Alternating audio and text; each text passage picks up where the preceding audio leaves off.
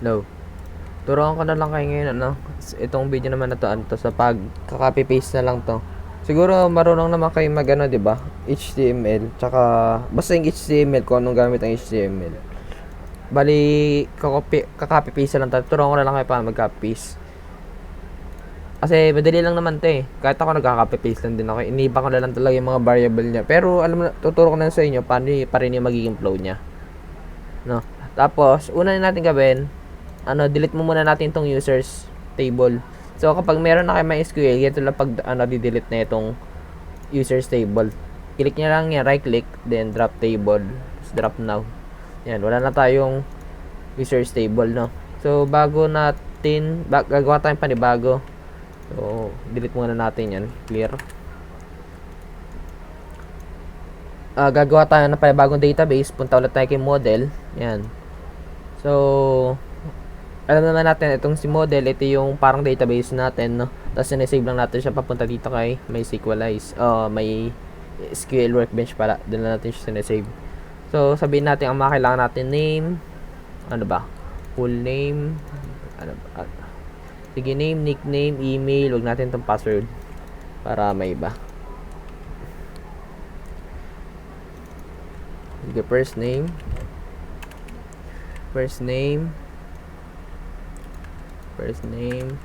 last name, tapos birthday, age. Yan. Yung parang ginawa natin dati kay ano, ay nakaraan kay Ma'am Rachel. Parang ganun.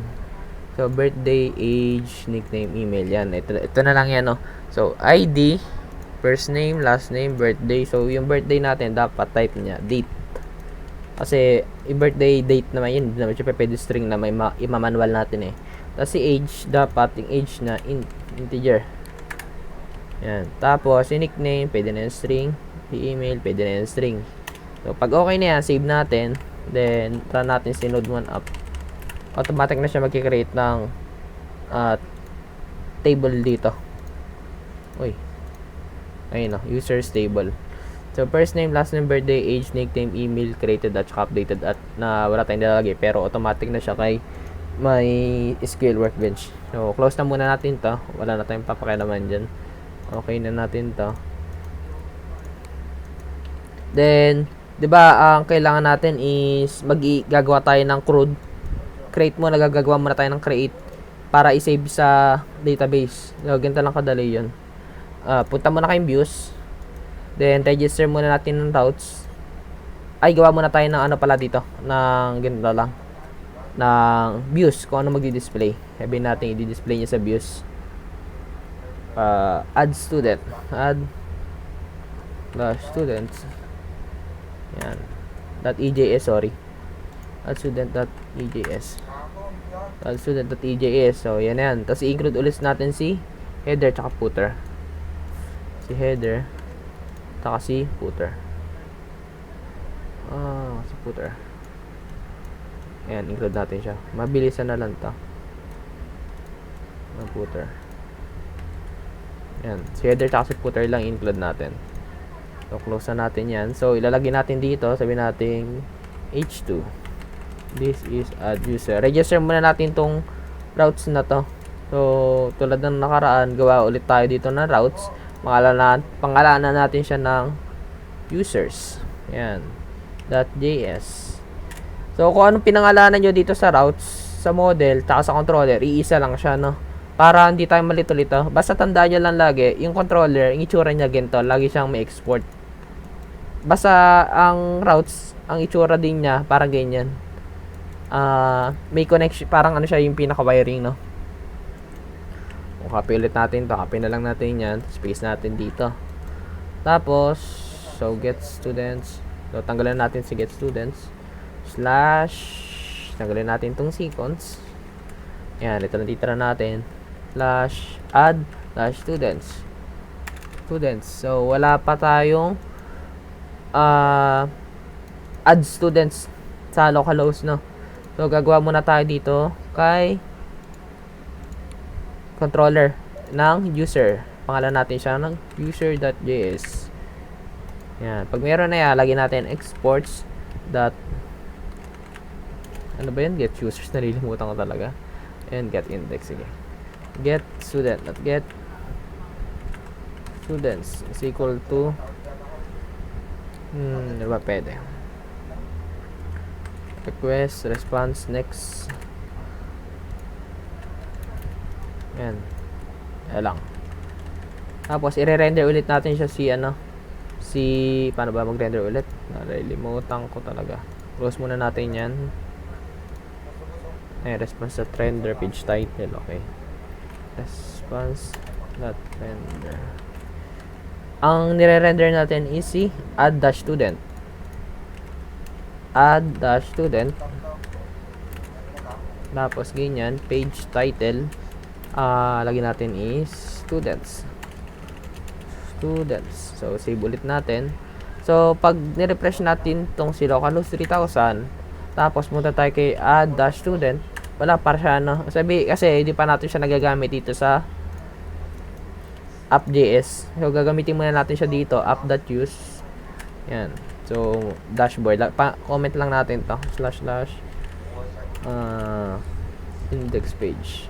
O, dito tayo mali to. App.use. So, i-use natin si routes, di ba? Ang si routes itong si users. User na nga lang, but users to? Para pare-parehas. Yan, user. Ayun, kasi user yung nandito eh. Tapos, sa model, user din. Ayan. Tapos, user. So, tulad ng ginawa natin dito sa index, ano natin siya dito. Yan natin siya dito. Ilalagay natin siya isang constant ng constant user is equal to require. I-require natin saan yan? Routes /user. Uy, user dapat yan. Yan, user. So, meron na tayong ano na yan, no? May user route na tayo. Tingnan natin kung gagana na siya. So, wala, nag-error. Pag naghahang siya na ganyan, may error tayo niya matik. Sabi sa inyo eh. So, inahanap niya si get index. So, ang sabi dyan, get index is not defined. Sabihin, hindi natin makakuha si get index. Ang galing si get index. Ayun no, tinuturo niya agad. Nasa routes /user.js line number 5. Ayun no, routes /users.js line number 5. Si get index. So, wala naman tayong get index, di ba? So, ang niregister natin dito is si get students. So, ang lalagyan natin dito sa routes na to, get students. Tapos, nakita niyo sa baba ito, 1, 2, 3, yung get students, enter niya lang yan para automatic siya mag-create. Di ba? Kasi ito yung itsura niya, no? Para mabilis mag-code, get students. Nalagay dyan, get students, controller /user. Sabihin, kinukuha natin siya sa controller. Yan, save. Das okay na siya. Yan, na-register na siya, di ba? Add student. So, uy, may error pa din. Add /students. With S pala, sorry. With S, yan. Add /students. So, cannot look add /student. Di daw natin to makita si add student. Kasi may S tayo. So, lagyan natin siya ng S. Yan, okay na, sigurado yan, matik. Ayun na. This is add user. Na, dineclare natin siya dito. By add student. This is add user, diba? So, pag na-right-click nyo rin siya, in-inspect, meron na siyang HTML tag. Kung anong nilagay natin sa, tsaka footer tag. Ayun, meron na siya. Automatic na yun. So, pag okay na yan, dito naman tayo. Complete lang. So, naka-register na. Comment na naman natin to. So, use add student. Add student page. Yan, save. So, okay na siya, no? So, close na natin siya lahat dahil working na tayo dyan. Ganun yung gamit na itong na itong /add student. Wala, diba? Add students talaga dapat. Yan. So, paano yun siya? Hindi na naman natin siya pwede i-manually type dito, diba? So, gagawin natin, dito sa localhost 3000, papalitan natin itong about us ng add student. Papalitan natin siya ng add student. Pag pinindot natin to, mapupunta siya sa add student. So, ganito lang. O kaya, ito na lang si contact us. Bubarin na lang natin si contact us. Punta tayo sa dashboard. Index page. Tapos hanapin natin si index si contact us. Contact us. Contact. Ayun, si contact us. So, pupunta siya sa wala. Lagyan na dito is add student. Yan, student. So, ahref, kung sa normal na PHP, pag magpapat tayo, di ba ganyan, ahref, tapos dot slash, hanapin natin yung path, di ba ganyan tayo. Yan, ganyan. Pero, hindi ganyan. Ang dito naman sa Node.js, ganito. Kung anong nakalagay dito, saan yan? Di ba, naglagay tayo add slash students. Kung, di ba na ganyan. Iko-copy natin to, add slash student. Kasi yun yung niregister natin dito sa routes. Ayun no, ito yung register natin sa routes. Kaya papalitan natin to ng slash add students. Yan, save. Then, refresh. So, napalitan na siya add student. Pag pinindot natin siya si add student, pupunta na siya dito. Diba? Ayun yung gamit ito. Tapos yung students, napalitan na rin sa taas ayun no, students. Ganun lang yung purpose na itong routes. Kaya, yung code natin dito, mabilis natin agad makikita yung mga kung saan tayo magbabago, kung saan may error, ganun. Tapos, kung may register na tayo dyan, gagawa naman tayo dito ng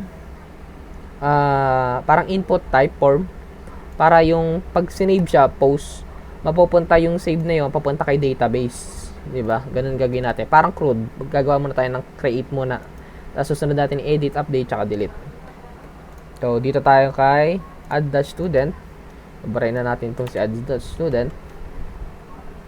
So, alam niyo naman yung di ba, yung paano yung format ng HTML form. Ito na lang, explain ko na lang sa inyo to para mabilis tayo.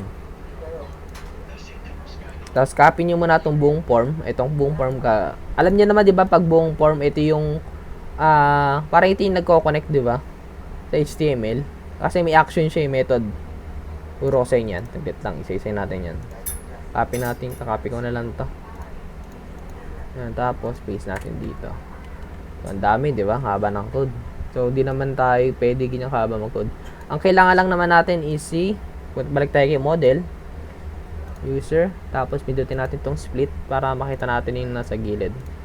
Si first name, last name, birthday, age, taka nickname, tsaka email. Yun lang. So, tatanggalin natin ito, tanggalin natin tong form group. Ayan, tanggalin natin to. Ano kailangan yan para mixing code natin. Middle initial, wala na rin to. So, first name, student type, wala itong student type. So, last name, sige, may last name.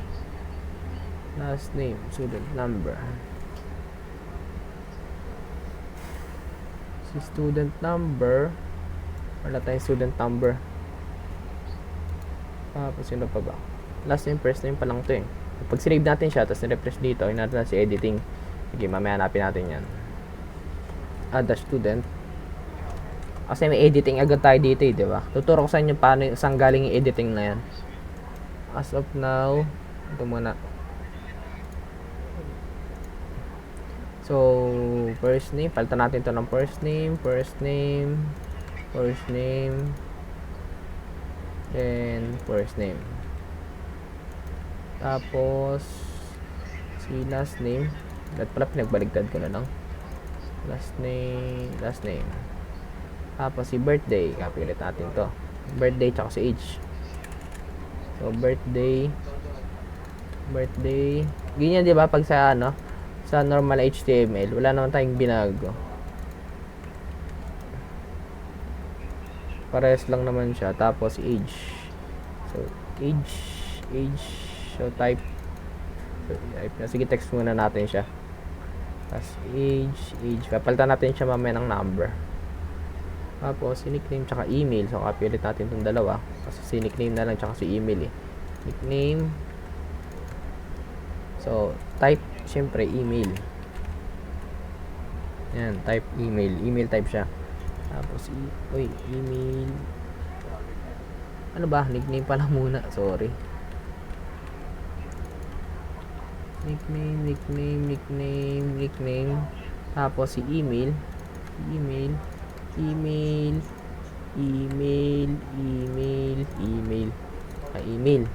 Yan. So, meron na tayo 1, 2, 3, 4, 5, 6. So, 1, 2, 3, 4, 5, 6. Di na natin sirami si ID. Kasi yun yung nasa database na ano, di ba yun may primary key? Yan siya yun eh. Ayun yun eh. So, pag sinave natin, yan. So, may error pa rin yan kasi hinaharap niya si editing. So, bago muna natin yun, turo ko muna sa inyo kung ano yung nasa form. Itong nasa form, di ba sa normal PHP ginagamit natin, ano siya, parang same PHP lang din. Kung ano pinindot natin sa loob ng form, di ba, nasa loob tayo ng form. Ayun, nasa loob tayo ng form. Sa loob ng form na yan, may button. Ito, may button. Ayun, may button. Itong button na to, pag pinindot yung button na yan, pupunta siya dito, di ba, sa action. Dito na may hinaluan natin dito ng logic, konting logic. So, kung makita nyo din, same din sa PHP, may method din siya na post. Then, ID form, kahit wala na tong ID. Hindi naman kailangan natin tong ID. Yan. Yan. May method din siya na post. Sabihin nun, post. Sabihin, magsisave siya. Magsisave siya papunta kay kung edits or kaya add. So, bago natin gawin tong edit, ano ko muna, no? Dito. Gawa muna tayo ng routes nito. Kay post. Pag pinindot si add, nandito yan. Dashboard. Pag button submit, ito. Kay add student. Method. So, routes. Punta tayo ulit kay routes. So, his student siya, kaya dito tayo kay student. So, router.post slash diba pwede? Slash ano ba nilagay natin dito? Add student, ayun, no? Ay, sa method post. Slash add lang pala, ayun, no? Slash add lang. Kasi action niya, slash add. Ito kasi nakapaloob siya sa if else. If editing mode, edit student. Else add. Sabihin, slash add. Slash add. Tapos, balik tayo dito muna kay controller ni students. Mas gawa tayo close muna natin itong routes para di tayo malito dito. Mas gawa naman tayo dito ng exports.post add student is equal to request response next. Request response next. Yan. So bago yan, magre-require muna tayo ng mag-read lang page title. Saglit. Saan ba tayo nag-error kanina sa add student? Ayun, editing is not defined. Sa slash students, di ba, wala naman tayong error kanina sa ganyan, di ba, pag pumunta tayo slash students. Kasi, nandito tayo sa homepage hinahanap niya si editing. If editing mode daw if editing is not defined. I-register muna natin siya dito kay add student. Gawin natin ng editing. Declare tayo na variable na editing is equal to false. Sabihin, wala tayo sa editing mode. Ayun na siya, di ba? Makita niya, nag-display na yung natin, yung input form. So, pag in-add natin yan, saan siya pupunta dapat? Saglit lang, try natin. Oy, birthday dapat. Birthday to. O kaya date.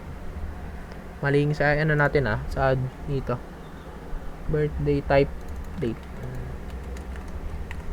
Ayan, date na siya. 11/11/1999. Manual muna natin to. So, add. So, slash add, di ba? Tulad ng sinabi ko kanina, pupunta siya sa slash add. So, wala pa tayong routes na post na slash add. So, gagawa muna tayo nun dito kay controller.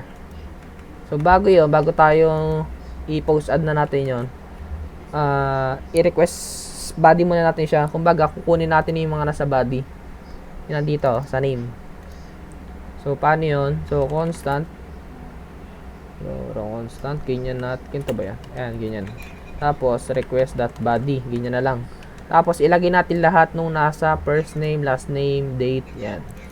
First name, First name, last name, tapos birthday. Ano ba? Birthday. So, age, nickname, tsaka email. So, age, nickname, email. Tatandaan nyo, itong nire-request body niya dito, kung anong name niya dito. Ayun o, yung name. Ayan siya. Parang sa PHP lang din siya. Kung anong ginamit nyo doon. Diba sa PHP, ang code doon, ganito. Ganyan, /_. Ganyan ba yun? Tapos, papangalanan ko nyari, email is equal to ganyan. Ganyan, lumutan ko na. Basta ganyan. Post, tapos lagyan natin siya ng pangalan, diba, etc. Tapos ulit-ulitin mo siya pa isa-isa, madami siyang ganyan.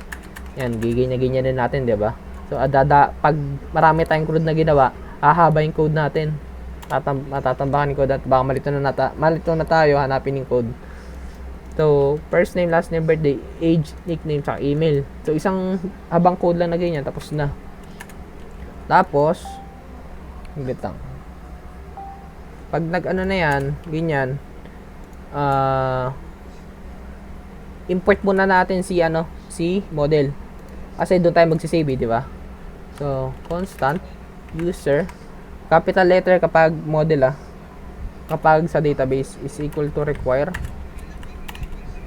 Wait, // lalabas tayo doon. Pupunapin natin si model /user. Yan, tapos save.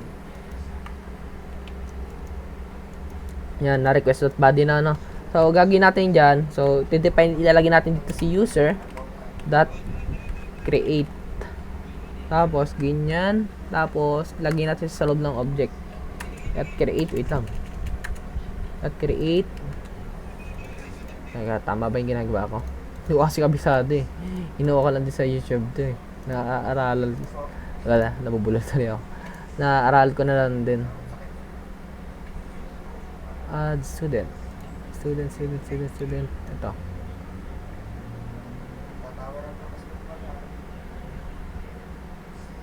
Student type. Ayan, tama. Tama ko kayo, personal.create. Dineclare natin sa isang model. Tapos .create. Tapos .catch tayo. So, first name. Semicolon, first name. So, last name.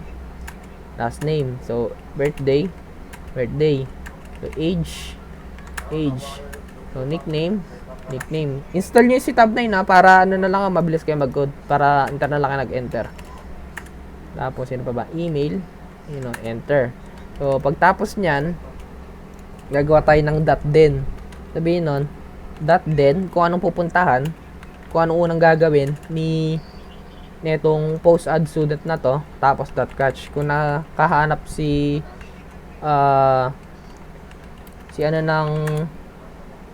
itong si Node.js ng error, dito naman siya bababa. Kasi ito si Node.js, nag-execute siya from top to bottom. Kung anong ini-execute niya to, susunod niya ito. Ayan, pababa siya. So, pwede rin siya asynchronous. Asynchronous ito. Event-driven architecture kasi ito eh.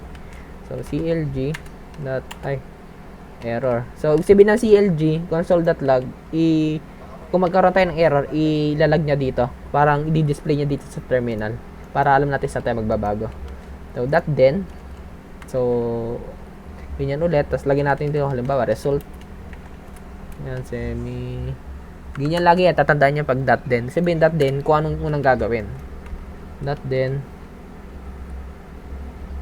User.save. User.save ba muna? May user.save ba? Okay, wala. So, automatic na siguro yan. Try nga natin. So, CLG. So, enter, result. Ayan, save natin. So, try naman natin siyang itong post add, i-register natin sa routes. Dito sa routes user. Okay, na /add. Kung naalala nyo. Lagyan natin dito ano yun? Namutan ko na naman. Post add user. Post add user. Dito kay controller. Yan, para automatic siya. So, save natin. So, refresh. Try natin mag-insert ng name kung gagana. Yan. 04, 11, 1999. Age 21. Nickname is Try add. So meron tayo. Cannot instruction property request as it is undefined. First name. So first name daw. Pag nagkaroon tayo ng error na ganyan, first name. Undefined. Tingnan natin na. Baka mali ata tayo dito. Tama naman ang first name. Ayun. If editing mode, dapat ito magiging first name. Tapos ito magiging last name. Copy lang kasi ako ng copy. Ay, nako. Birth date. So, age. Tapos, nickname. So, email. Ayan, save. So, delete ulit natin ito. Delete lang. Ayan. Move one up. Try natin siya. Ayan siya. So, save ulit natin. So, what can request will be as it undefined. User JS line number 13. Number 13 daw. Constant. Check natin nga sa code natin dito. Constant request that body. Okay. Ano naman tayong error? Mukhang alam ko na. Sa app.js pala siguro to. Tingin ko. May install pa tayo dito. Alam ko eh. App.uSynchronize app.express flash initialize passport kasi ito eh. Ito wala. Try nga natin ito i-copy.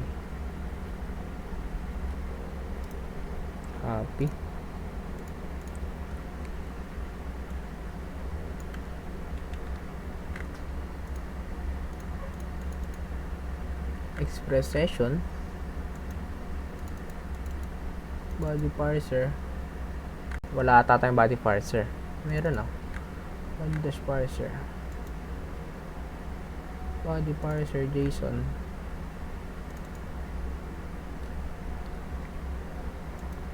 Hanggang natin.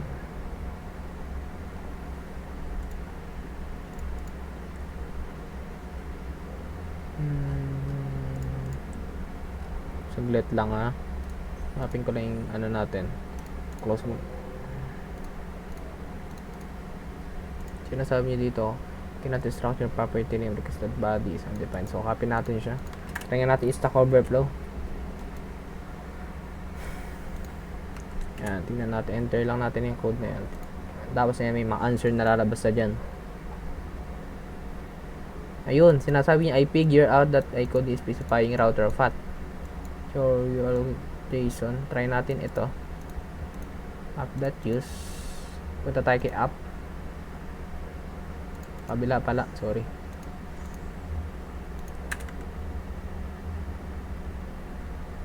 So, mauuna siguro to si body parser. Try.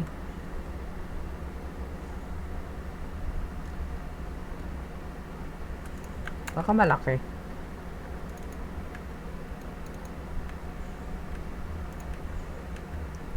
Sige, try nga natin to.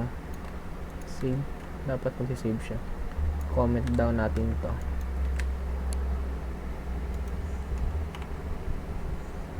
Body parser. Tama naman ako ah. Body parser.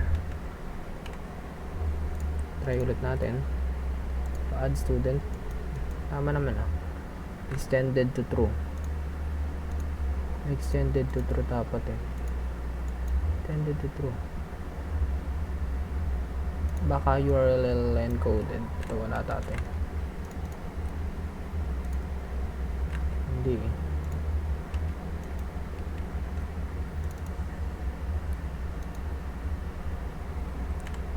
Tingnan natin baka wala tayong body parser dito.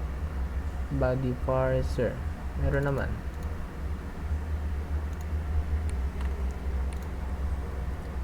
App use express JSON. Baka ito. try natin to.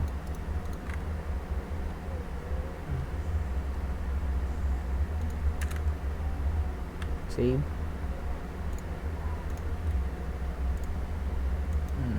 Ayaw pa din ah.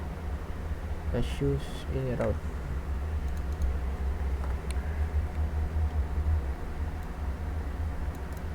Try natin ulit to.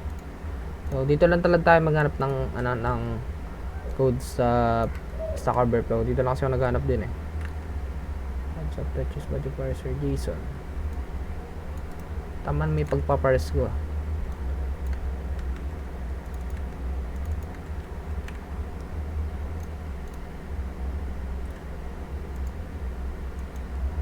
Set body undefined.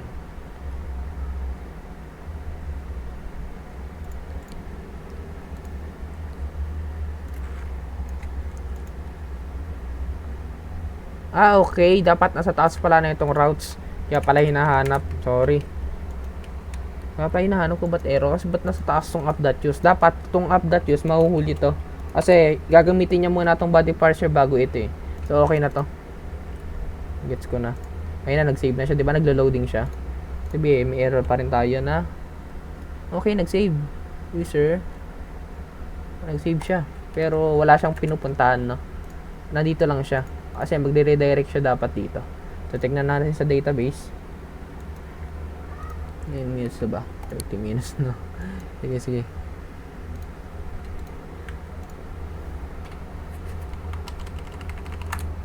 Ito, nasa database. Okay na to. Nag-save na to. Course assessment. Okay na. Ayun o. Pangalan ko, birth date.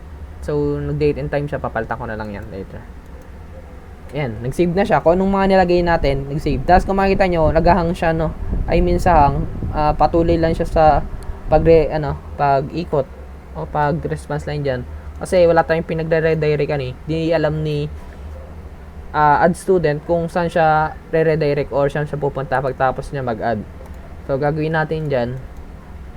Punta tayo ulit dito kay user controller. Then, di ba dito siya nag-ano, ito, pag nag-add siya, susunod niya to, di ba? Sabihin, kino-console log niya. Tapos kung may nakita siyang error, error niya to. Kung wala, di wala. So, response.redirect direct slash, ano ba? Slash.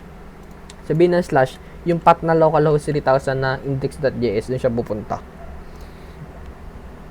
So, try ulit natin mag-save.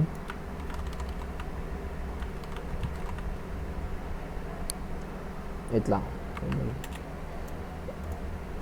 17, 8, 99, 21. Yan, tapos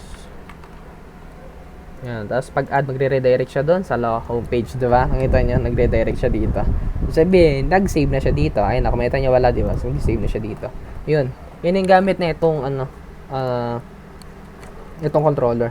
Kaya, tatandaan niyo lang lagi itong, bago tayo mag-app use, gamitin niyo muna tataas si body parser. Kasi, hinahanap niya eh. Saan tayo magba-body parser eh. Kaya hinahanap ko, ba't saan ganun? Hindi ko makita. Kasi yung body parser niya yun, kung anong i-execute niya muna to bago niya execute to. Kasi nandito, di ba, yung nasa routes. Tapos yung mga nandito sa views, yun yung in-execute niya susunod. Kaya sa inyo, si Node.js nag-run siya from top to bottom. So, yun lang muna. Tapos, exit muna natin yan. Tapos, lagyan natin tong comment. So, saving data to MySQL.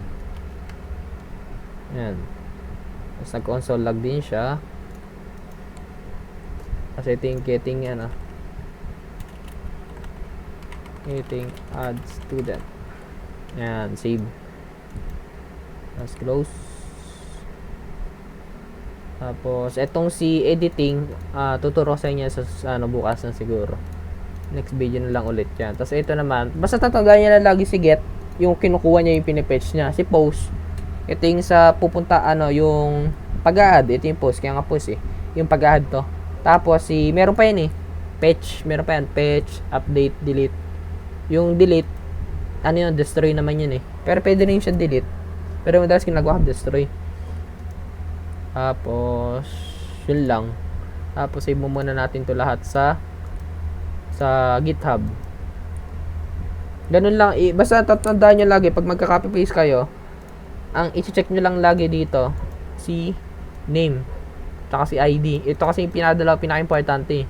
Kasi pwede kang mag-save ng database dyan or yung ID tsaka dineclare mo sa ID tsaka name, pwede mo siya dalhin papunta kay database, no? Tapos itong value, kung anong value naman yun, kunyari value nya, pag pinindot mo yung edit mode, lalabas yung kung anong nilagay mo dun, diba? Kasi ito, tuturo ko na sa inyo kung anong gamit itong yung student, yung hidden. Tapos ito ring form, at tandaan nyo lagi yung action yung pupuntahan niya, yung susunod. Tapos yung method, post, kung anong gagawin niya, kung get ba or post. Yun lang tatandaan nyo, itong form, action, tsaka method, ID, tsaka name. Yun lang importante dito sa HTML or EJS Kasi kahit copy na lang tayo na i-copy yung mga design yan or kung ano magiging format, hinapin ka lang din yan Kasi yun yung pinaka-importante. Yung ID, name. So, saan pa rin pala yung type? Kasi yung type, dyan na kung ano siya, kung integer ba, kung number. Yun lang, yung tatlong yun. Importante dito sa EJS, saka HTML din naman ito Inalo lang natin siya ng konting JavaScript. So, save ulit natin siya sa GitHub. So, add muna natin siya stage. So, add all stage. So, creating a ano ba pwede? No. Registration form. So, pindutin natin itong check. Ganun lang. Itong GitHub, kahit di nyo kabisado yung code dito. Kasi pag nabisado nyo yung pinipindutin sa gilid, docs na yun. Push. So, papasok na ulit siya dito kay GitHub. GitHub. Basta pag maghanap kayo ng code, dito lang sa Stack Overflow, titignan nyo muna yung mga kunyari may number 1. Pag may number 1, sabihin may nakasagot na doon. Or kaya may check, pag may check yan, sabihin nan, yung problem niya na-resolve na or may nakaayos na talaga. So, repositories. Nag-save na siya dito kay database. Ayun, okay na siya. So, web-based course assessment. Private siya para tayo lang makaka-access. So, mga nag-edit ako sa controller, model, tsaka view, tsaka kay routes, tsaka kay app. Yun lang. Hindi naman tayo nag-edit dito kay readme, package.json.lock, tsaka dito kay node modules. Basta tatandaan nyo lalagi si views in front-end user, si model, yan naman yung nakikita ni enemy database, si controller, yun yung nagko-connection. Kumbaga, yan yung pinaka si controller parang setting. Kumbaga yun yung setting. Kumbaga sa cellphone yun yung pinaka-setting ng ng system natin. Tapos ito naman si routes, ito yung nagko-connect between model tsaka kay controller. Tsaka kay views. Parang yun yung pinaka-wiring naman. Yun lang.